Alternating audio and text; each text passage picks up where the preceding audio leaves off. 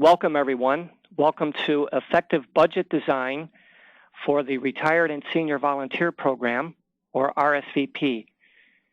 The purpose of today's live session is to do two things. We're going to discuss effective budget design, and number two, we'll walk through how to enter that information into eGrants.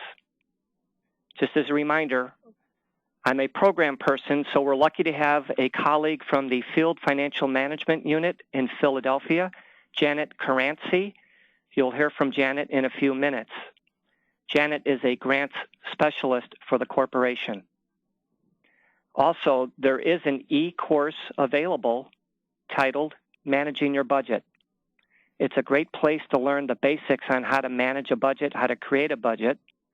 And you can also visit the Financial Management Learning Path for more e-courses. We're glad you're here.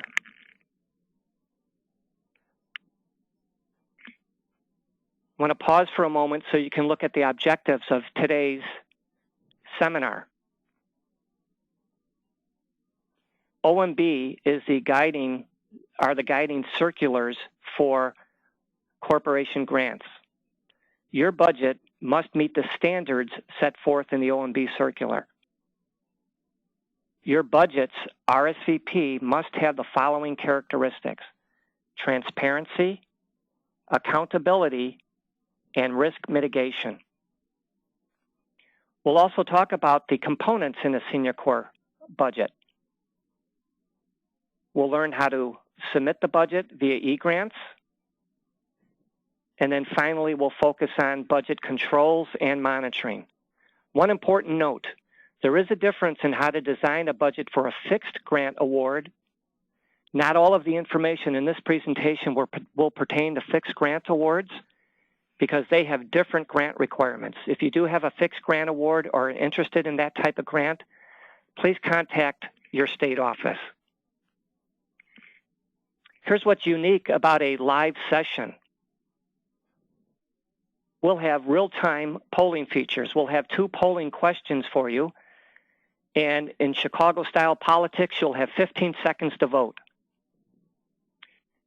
You'll also be able to use the Q&A feature or the Q&A panel to have your questions answered during the live session. And there will be follow-up opportunities if your question cannot be answered.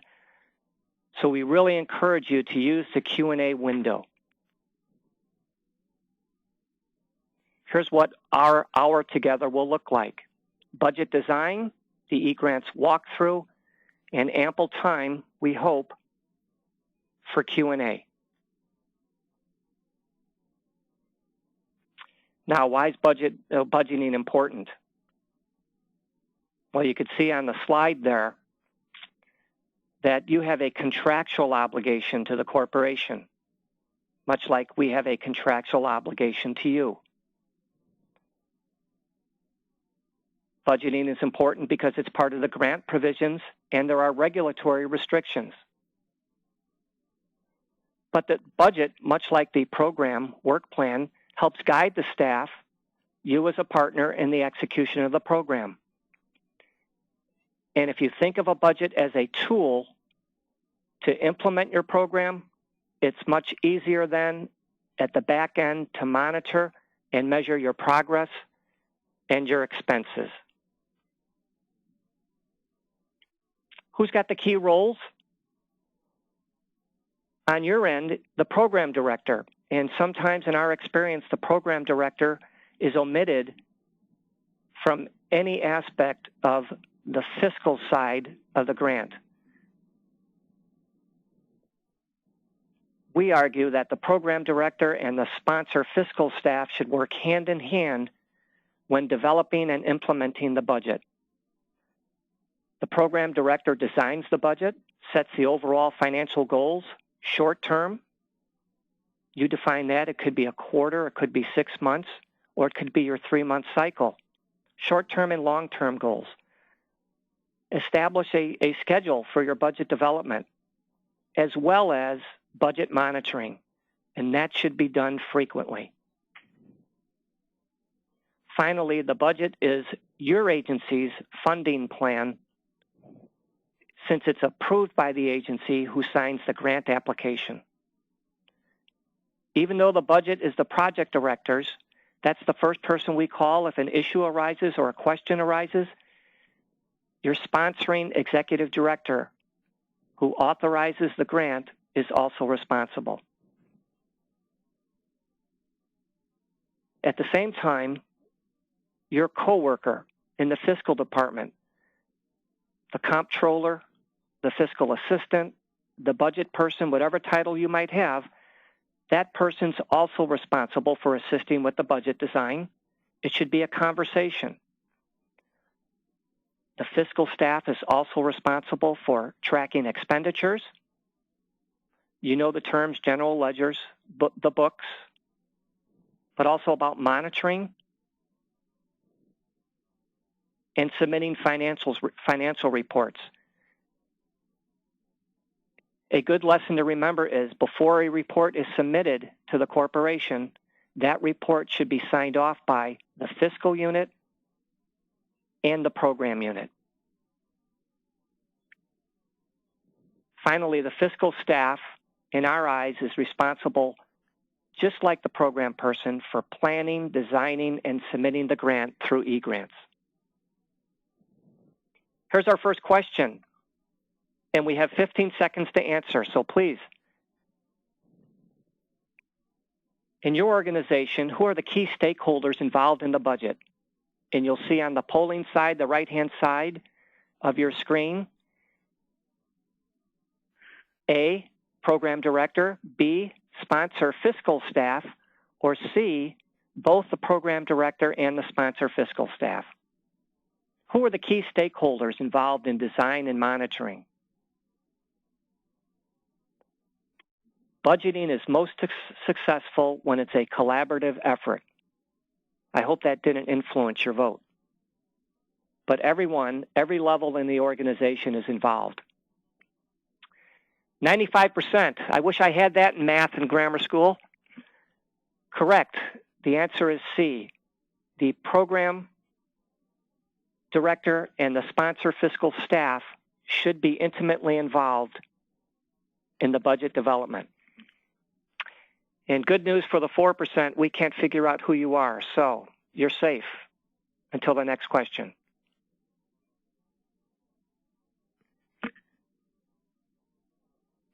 And my screen has locked. I'm sorry, thank you. So talking about budgets. Here's what the corporation considers to be an effective budget. When we talk about realistic, we talk about being realistic in scope. The scope, be realistic about your expected revenues and expenses and your agency's capacity to carry out the program activities.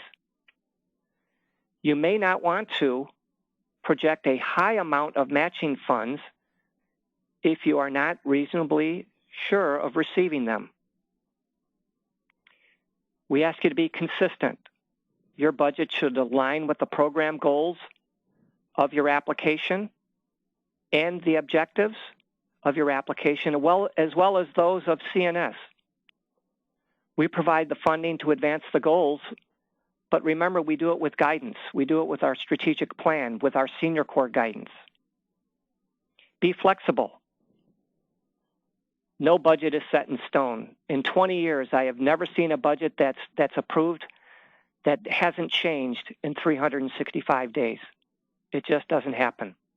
So be adaptable to unique circumstances in your community, within your organization. And finally, be compliant. As we mentioned before, the budget should ensure compliance with the contract, with the notice of grant award, your obligation to the corporation, to the grant provisions, and to the regulatory restrictions. We'll talk about in a few minutes, each line item should have a thorough and corresponding justification in the narrative.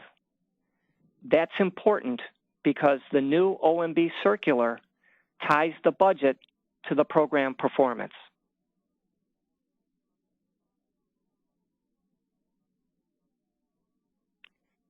Conceptualizing your budget design. It is difficult, especially for first-year programs, to think about How do we create a budget for a program we've never administered? So some things to think about. Look at your program goals and objectives. Be realistic. Set reasonable expectations. At the same time, think about compliance. Compliance includes analyzing the budget two ways. First is to identify your share of the match, your share of the budget, meaning the sponsor's match, versus the overall project cost. But also to think about the specific categories, the volunteer support and the volunteer expenses. And finally, estimate the resources you need to achieve the objectives. And before I hand off to my colleague, Janet Caranci, remember that each cost must be allowable, allocable, reasonable, necessary, and consistently applied. So Janet's going to talk about program goals and objectives. Please remember to use the Q&A panel on your computer. Janet, thank you. Thank you, John. Budget design begins with establishing the program goals. Goals help to define the scope and provide a roadmap for structuring the program's desired outcomes.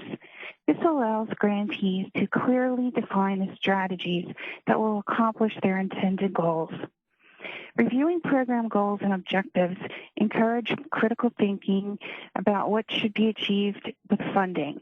It also requires the definition of program scope. Definition of program scope can potentially reduce the risk of over or underspending, as you have a clearer understanding of what can and cannot be done. Oops. Okay. Ensuring compliance requirements.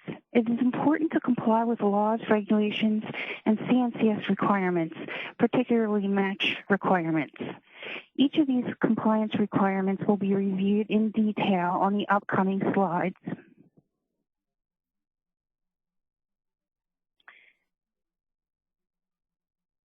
Identifying the share of each budget. The grantee share is the portion of the total budget not paid with CNCS funds. Most of the time, the grantee share is derived from funds associated with match. Note that match will be discussed in more detail on a later slide. The CNCS share is a portion of the budget paid with federal funds, and the excess share is the amount of non-federal cash and in-kind contributions in excess of the required match percentage.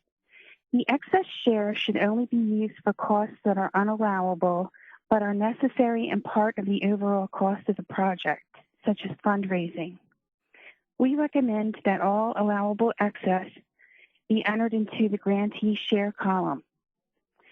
Later, we will take you through eGrants and show you where to enter the percentages in each different budget category.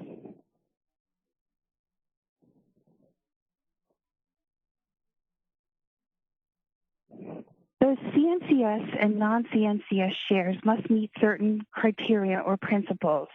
They must be allowable, reasonable, necessary, allocable, and consistently applied.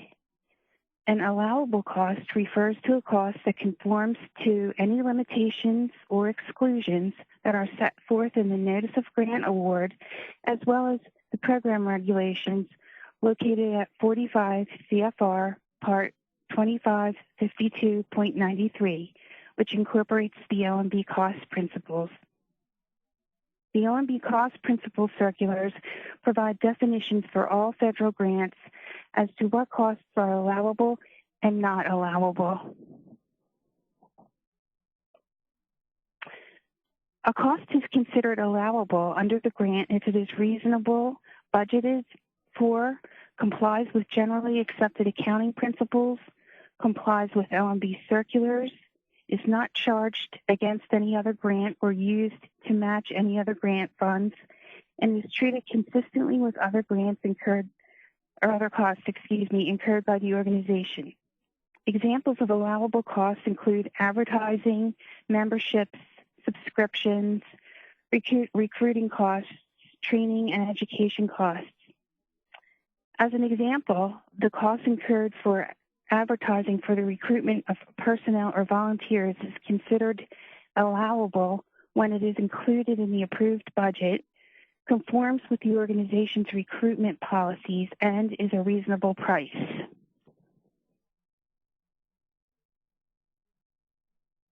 Unallowable costs are costs that do not comply with grant provisions and LMB requirements. Examples of unallowable costs include lobbying, fines, and costs that constitute waste, fraud, or abuse.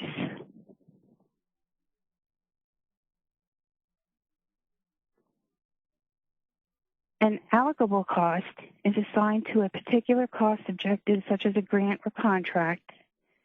A cost is allocable to a federal award if it is treated consistently with other costs incurred for the same purpose in like circumstances. A reasonable cost is one that does not exceed what a prudent person would do under the circumstances at the time the decision was made to incur the cost. Examples of reasonable costs include salaries, wages, and fringe benefits, where these costs are necessary to the operation of the organization and were incurred in accordance with established practices using prudent judgment. Another example, costs associated with the conduct of official business through meetings and conferences, including the cost of running facilities, meals, and speaker fees, must meet the test of being reasonable. The cost would generally be deemed unreasonable if the cost for a meeting was far above the federal per diem rate or organization's policies. The costs incurred must be necessary to the overall operation of the organization.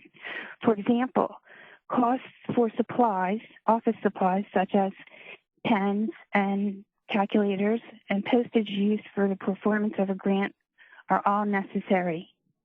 Also, travel at coach rates incurred by employees on official business are deemed necessary, while costs for first-class tickets, limo services, and luxury suites are considered unnecessary.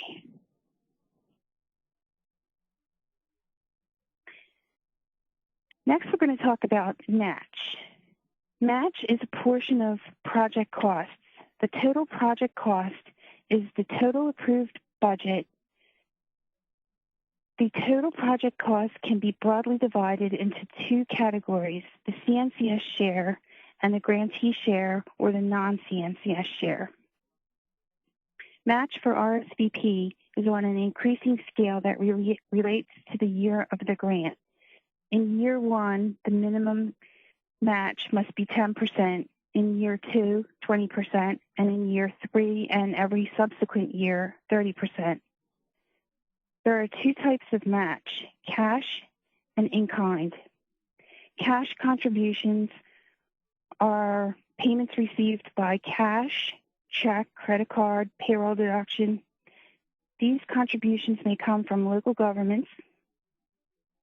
Cash contributions can be in the form of donations or leases or the sale of goods and services. It can come from state appropriations, foundation grants, or corporation contributions. In-kind is the value of non-cash contributions.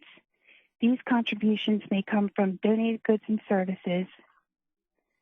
In-kind contributions may be in the form of real property, equipment, supplies, services, and other expendable property.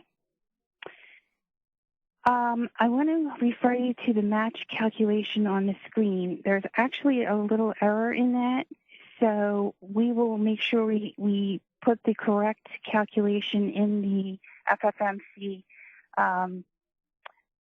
chat room. The correct calculation is the CNCS award amount divided by 1 minus the 0.70 if it was for year three of RSVP grant, minus the grant amount. So a real-life example would be if your grant is for $100,000 and your match amount is 30%. You take the 30% minus the grant award of $100,000, which would come out to $142,857. Then you take that amount, $142,857 minus the grant award of $100,000 would equal $42,857.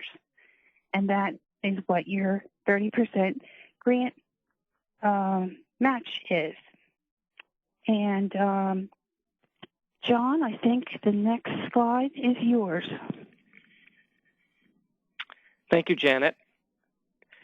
And thanks for clarifying that the calculation on slide 17 has an error, and the correct information will be posted on the FFMC page.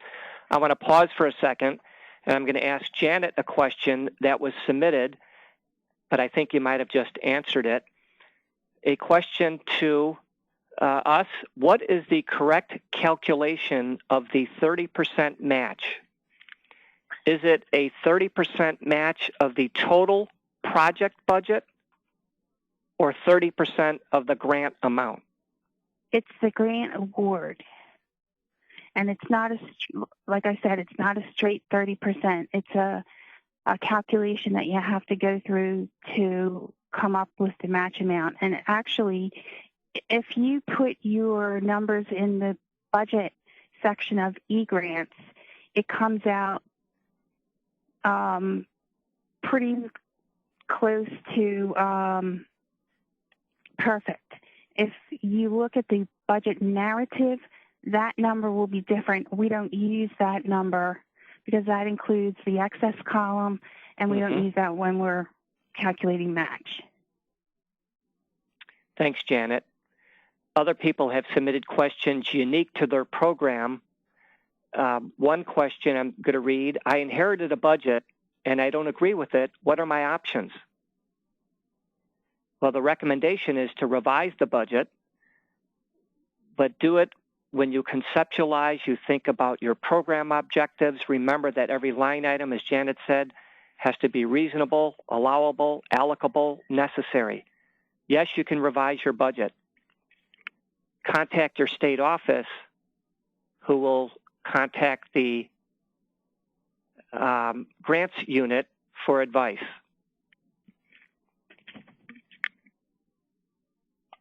So let's move forward. Now we're going to shift gears and talk about how to enter the information, the budget, the numbers, into eGrants. We'll walk through eGrants. We'll look at some line items. You'll see that the budget is divided into two parts: the volunteer support section, the volunteer expense section, sometimes called above the line, below the line. We'll talk about all of that. So preparing your budget narrative. Your narrative should provide and I think I said this before, a thorough explanation of the proposed costs. It's a plan. It's a budget plan. And your budget plan includes the purpose and basis of your calculation. Remember, your budget allows your organization to do the program side of things. Here are a few tips to remember. Follow the instructions in the NOFO. Very important. So if the RSVP NOFO says you must budget for a national conference, then you have to do that. So follow the NOFO, follow the application instructions, or the unique guidance that your state office might send to you. In Illinois, we sometimes provide special instructions about a state-based training we hold in concert with the AmeriCorps Commission here in Illinois.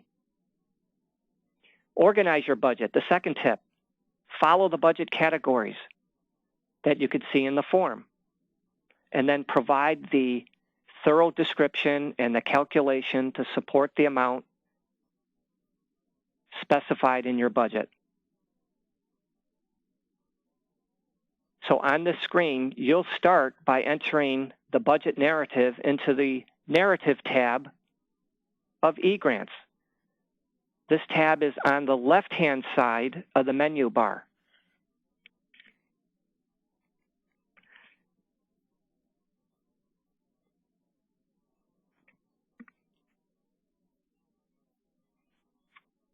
Janet talked a lot about match. Your first step is to enter the match information in eGrants. There is a match section associated with Section 1, volunteer support expense, and Section 2, the volunteer expense of the budget modules. So you need to enter information in both places. Be specific, and please remember to include the costs or the source of that match.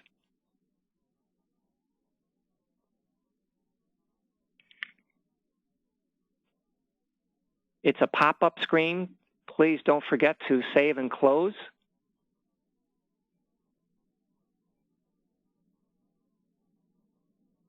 There's where you can enter the narrative, the source of the matching funds, Department on Aging, County RSVP, Council for Older Adults. Other potential sources, United Way, your sponsor, Retirement Research Foundation, local foundations, etc.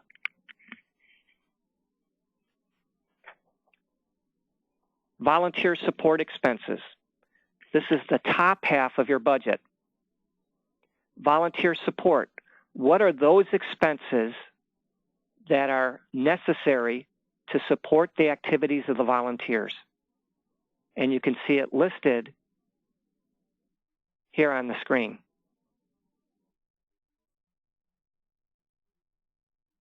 Under Other, you might be thinking of criminal history or criminal background checks. Yes, that is an appropriate expense.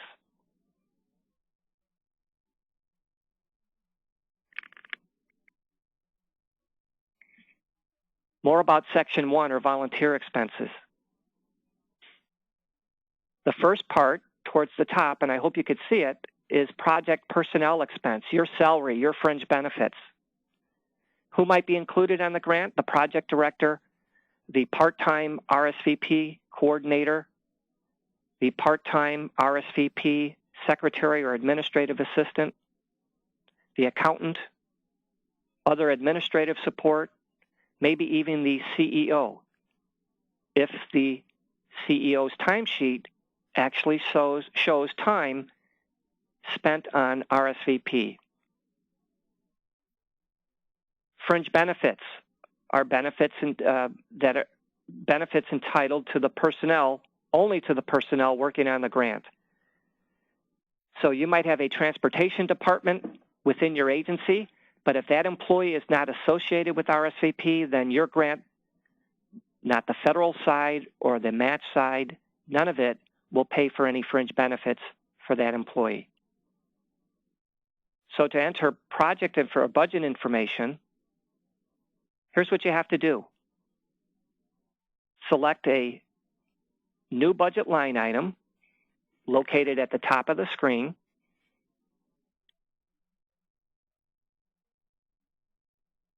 Input the amount for personnel expenses or fringe benefits, whatever it might be. Show the total amount. Provide the description. Very important in this section that you show the corporation share, the grantee share, and any excess amount. That's very important. And remember about excess. That's a spot where you can include dollars necessary for fundraising. No federal dollars or match dollars may be used for any fundraising. You can show that in the excess column. You'll repeat the same process for fringe benefits. So you're adding a new budget line item. You enter the information. You provide the narrative. And again, tell us about the corporation share, the grantee share, or the excess share.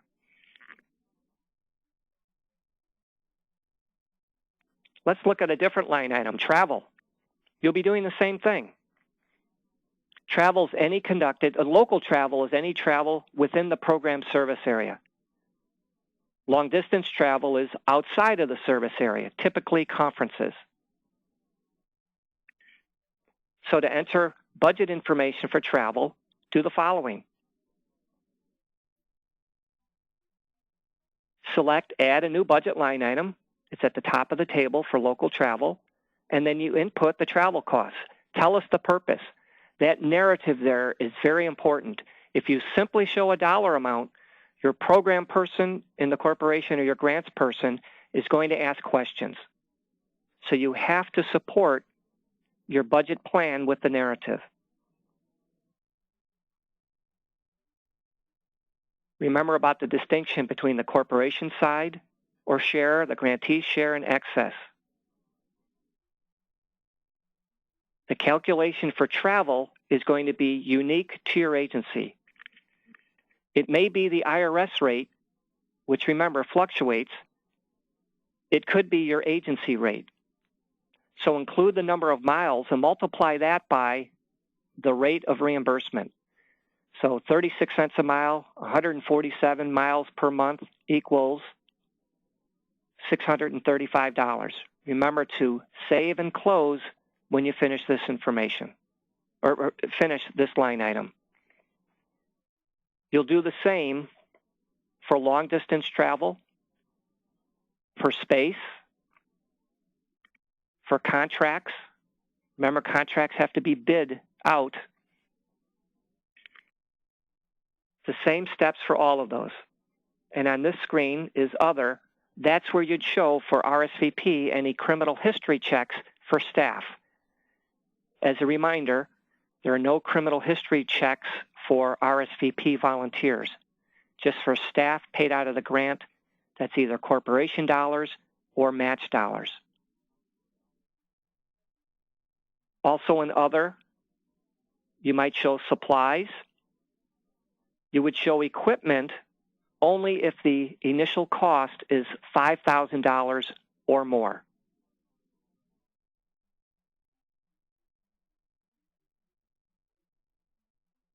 Now, before I move and talk about indirect costs, I want to look at one question. And the first question, Janet, can you give an example of the calculation when you revise the PowerPoint for calculating the match? It's still confusing.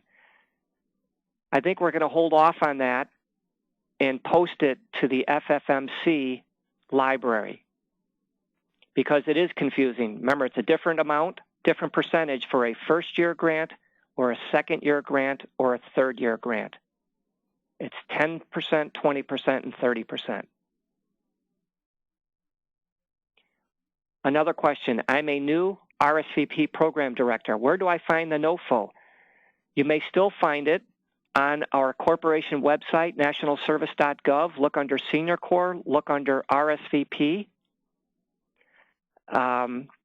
If it's not there, your corporation state office will have a copy of it and they can send it to you.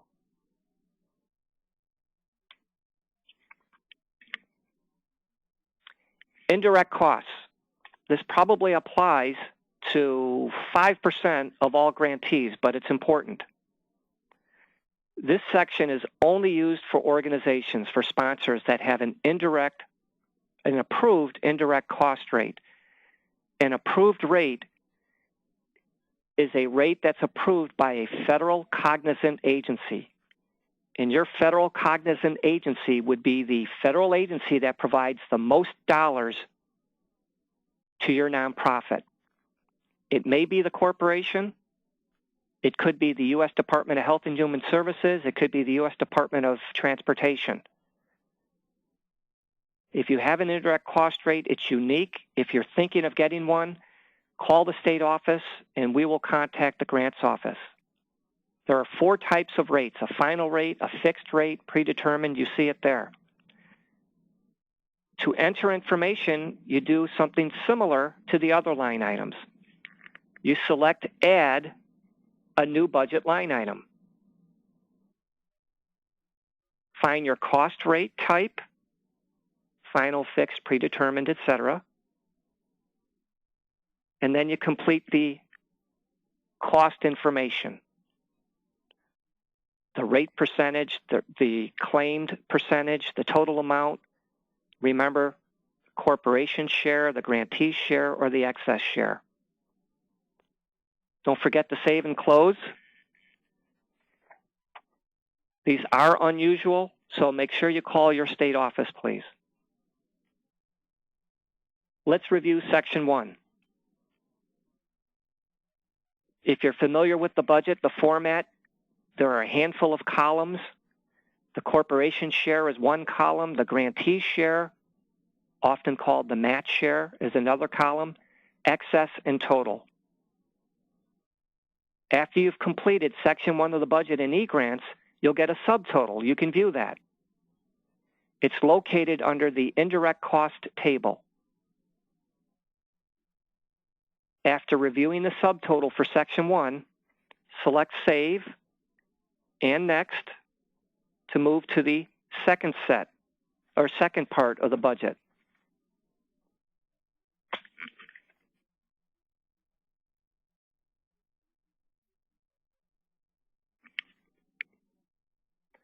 Question in the Q&A panel, can you repeat the part of the $5,000?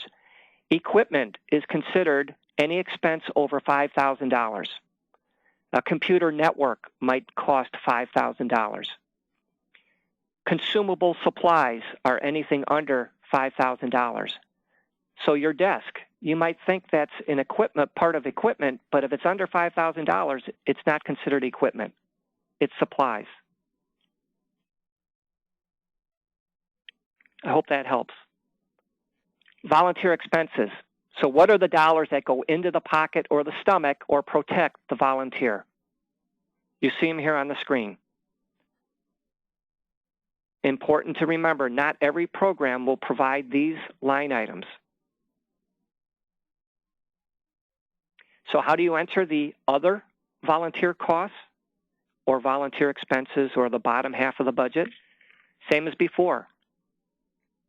Select Add New Budget Line Item. Input information about the budget line. For example, the meals. That includes the type, the total cost, the corporation share, the grantee share. Select Save. You'll do that for uniforms, not a typical RSVP line item. Certainly insurance, recognition, and travel is. As a reminder, RSVP does not pay stipends.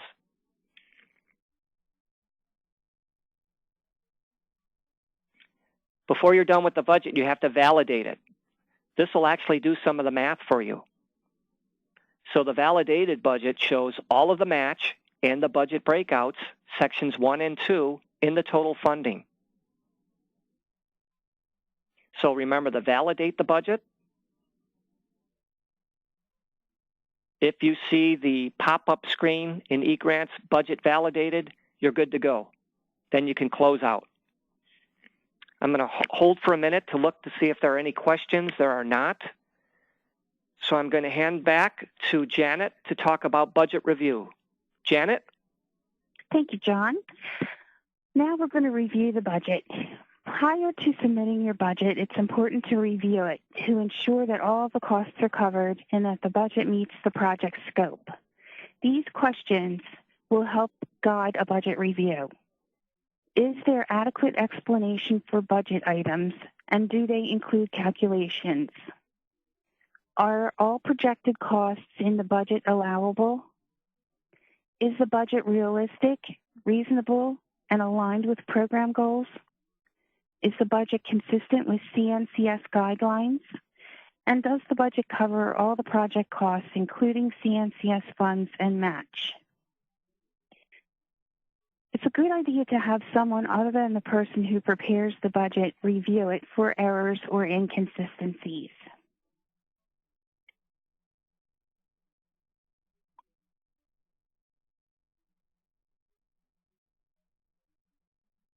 Having a little trouble here with the slide.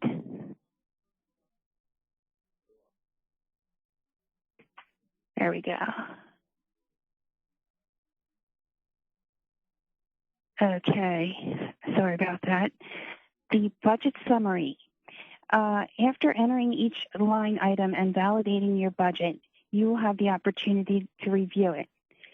The budget summary screen displays a summary of all the line items in sections 1 and 2 in read-only. To access the budget summary, you need to navigate to the application home screen and select Budget, View, Print Report. Because the document is read-only, it can't be edited. You have the option to return to any of the previous sections to revise line items and then to review the updated budget summary. Check your entire document to ensure there are no errors before moving on to the next screen.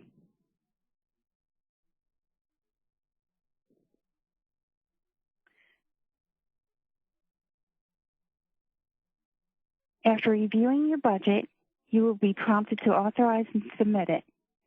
You successfully authorize and submit, to successfully authorize and submit, you need to read the authorization, assurances, and certifications. Each assurance or certification needs to be read or printed before the user can select I agree and submit the budget. Now we're going to switch up a little bit. In this next section of the presentation, we'll discuss budget monitoring. Regular monitoring will result in timely adjustments to your budget problems. And I'm going to turn it over to John to do a poll. Thank you. So folks, on your screen, again, 15 seconds, if you would, please. How often do you review the budget? Be honest.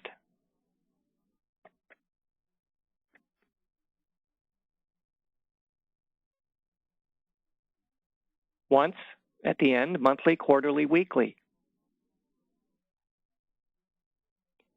And as we're voting, remember, if you have a budget that doesn't work, perhaps someone left, a staff person left, talk with your corporation program manager and the grants office manager.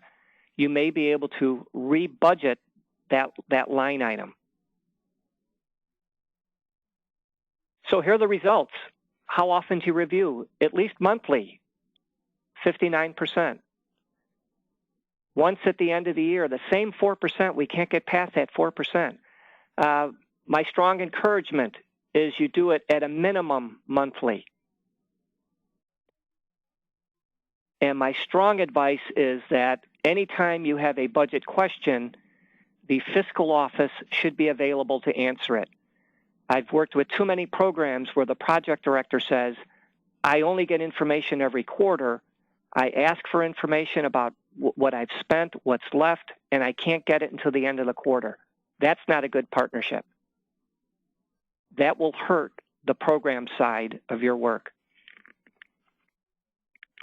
So Janet teased us about monitoring. Let's talk a little about that. After you submit your budget, it's important to have the budget controls to compare results with what you actually proposed.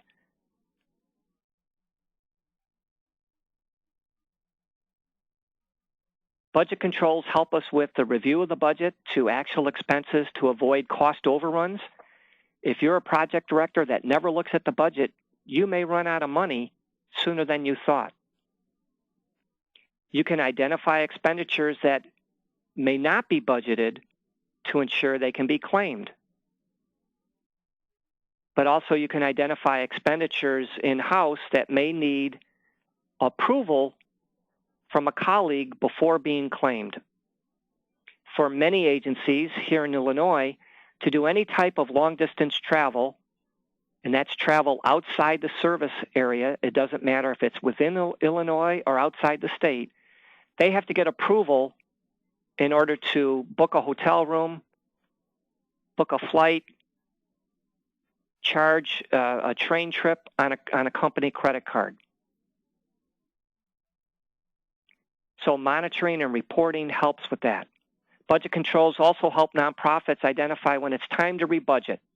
Don't wait until the last day of the grant year, the budget year, because the likelihood of that being approved, a rebudget being approved, is slim. And there is an e-course available titled Managing Your Budget if you want more information about monitoring and closeout.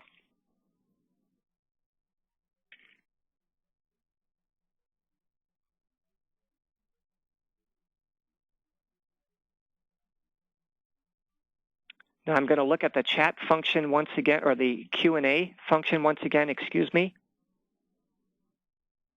We have a handful of questions. Can you give us an example of when our volunteers would receive meals? Yes. Many programs in their volunteer handbook have a policy that says if you volunteer more than 4 hours on an assignment, you will be reimbursed X dollar for a brown bag meal. And the program will define how much a brown bag meal, the value of that brown bag meal could be. Might be $1, it might be $1.50. But that's a program decision, and that must be in your volunteer handbook. Many RSVP programs do not reimburse for volunteer meals.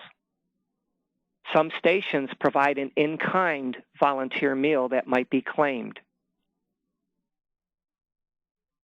Another question, can I change my budget after it's been validated if I have not yet submitted it? Absolutely. Another question, what types of uniforms for staff and or volunteers? Uniforms is a volunteer expense line item, one of 5. Meals, uniforms, travel, recognition, and insurance. So your budget should not pay for uniforms for staff. Uniforms are very common with the foster grandparent senior companion program, not so common with RSVP.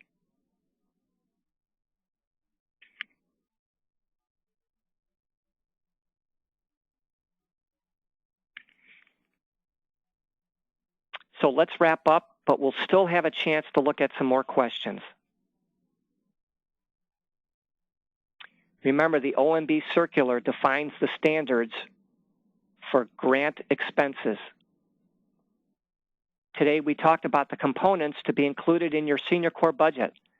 Above the line, the volunteer support expense, your salary, your fringe, your overhead, space, utilities, but also those expenses that benefit the volunteer, the insurance, recognition, travel, uniforms, meals. For standards, remember, is it reasonable? Is it allowable, allocable, and necessary?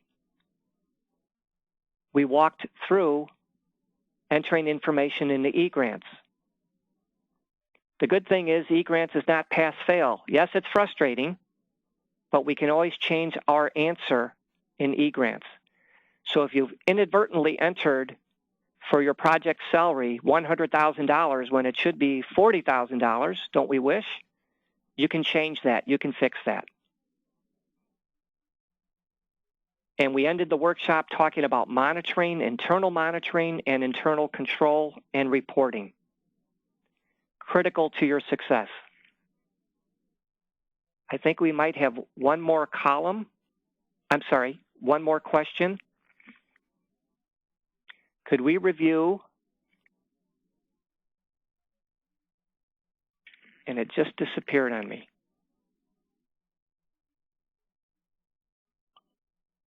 I think the question asked, Apologize, it's not in my screen anymore. I can look at some other questions. A reminder for new directors that when filling in a budget, all fields must have a 0. Thank you very much. If a sponsor has an approved indirect cost rate, must it be used in the RSVP grant? Janet, I believe the answer is no, it does not have to be used, but rather it is the sponsor's decision. So yes, it's a choice. Right. Great, thank you. For compliance purposes, should the project director be keeping CUF records separate from that of the accounting ledger? You can, but I can tell you when I do a compliance visit, I do not look at a CUF record because it's not the official record. I would rather have you talking daily, weekly with the fiscal department and to create a regular review, a regular practice of looking at the official budget, the official ledger, etc. Plus keeping CUF records, that's a lot of work. Could we use the uniform line item to purchase T-shirts with the RSVP or Senior Corps logo on it for the volunteers? Janet, I believe the answer is yes. That can be considered a uniform. That's right, John. And remember to use the new Senior Corps brand. We saw it today in the opening plenary with Wendy Spencer and Dr. Erwin Tan. You can also download those logos off of our nationalservice.gov website. Earlier, there was a question about the NOFO. And I apologize, Janet, during your presentation, I went to our website, and if you go to the tab titled Program, and then hit RSVP, you will see a section titled Funding Opportunities, and that's where you would find the old NOFOs. So again, nationalservice.gov, Programs, Senior Corps, RSVP. And you can find it there. I'm going to run through the questions. I think we've answered them all. And my thanks to Lauren Jones of the FFMC, Anthony DeColi, behind the scenes are answering many questions that are unique to programs. We are going to clarify the match calculation. Again, equipment is $5,000 or more. Yes, you should revise your budget. And if you haven't validated your budget, you can still change it. I think we've touched all the questions. Today's PowerPoint will be posted at the end of today in the virtual conference library. Again, effective management for RSVP budgets. I want to thank Janet Caranci, Grants Management Specialist at the FFMC in Philadelphia. And on behalf of Janet, we'd like to thank all of you for your work for RSVP. 300,000 strong volunteers in our nation making a difference in the communities. We still have a few moments. I don't want to cheat anyone out of the time left in case you have a question. Janet, anything I missed or anything Anthony is ready to correct because I misspoke? Not that I know of, John. It looks pretty clear right now. Very good. Thank you.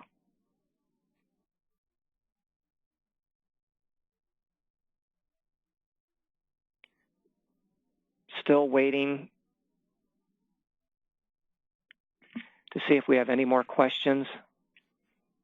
We had some other staff in the room with Anthony. We had Yvonne Walker, Wink West, and Ben Stoltenberg answering questions also. So let's give a little shout out to them. and they did answer a question, do we distinguish between in-state long-distance travel and out-of-state long-distance travel? We do not distinguish that. You do separate every long-distance trip. So you might have a trip to Atlanta for the National Conference on Service and Volunteerism, another long-distance trip to Philadelphia for a grants workshop sponsored by the corporation, another long-distance trip to Milwaukee, Wisconsin, because they're hosting a regional AmeriCorps conference, which will benefit Senior Corps. Might have one more. Thank you, Patty Stengel, who is a Senior Corps program manager in headquarters. Patty, on the Q&A panel, posted a quick NOFO link for the current competition. Thank you. Another question, I thought RSVPs are encouraged to have some type of gear. You certainly are. Thank you. Sometimes the budget doesn't support that, but any gear or brand you can provide to your volunteers helps us emphasize the importance of national service. So thanks for doing that.